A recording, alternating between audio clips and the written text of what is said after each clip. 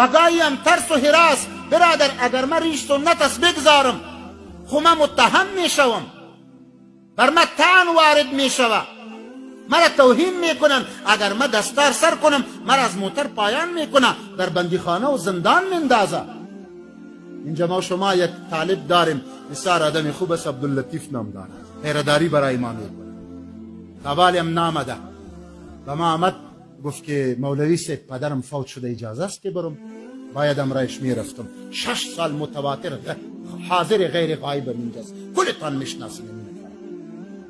گفتم بچیم بخیر بری، یک کمی کرایش برابر کردیم. گفتمی مولا عبدالقدوس و یک کس اشپز است اینجا 4 سال، این هم گفت امرای ما میره. گفتم امی کل مدرسم که امرایت برم مانع نمیشم، دستور است، جنازه پدر است. از اینجا به موتر سوار میشن، در کشم خانه شاست در تخار که رسید دولت اینا را تا کردن 13 روز درسش در بندی خانه بود. به خاطر چی؟ که موی دراز داری، به خاطر چی؟ که دستار. او نظام و دولت تمام مشکلات در جامعه به خاطر ازی است که تو متنفر از دین محمد عربی صلی الله علیه و سلم است. هزاران علما را میشناسم که از این کابل رفت و در مقابل تو در صفوف قرار گرفت، کشش کردی، زدیش، توهین کردی به خاطر که سنت دار. اما نترسید. محمد عربی چی میگوید؟ پیروی از یک سنت در وقت فساد پاداش 100 شهید دارد.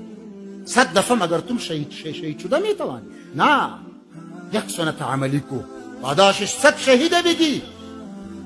همه روز صاحب خود ما یک قدر توهین شدیم که حالا قصه کنم وقت تا نمیگیرم. اما شما پیروی سنت اعلان نکنید. این دسایس دشمنای اسلام است که ما بدگمان باشیم به خاطر که کسی متبع پیامبر باشه.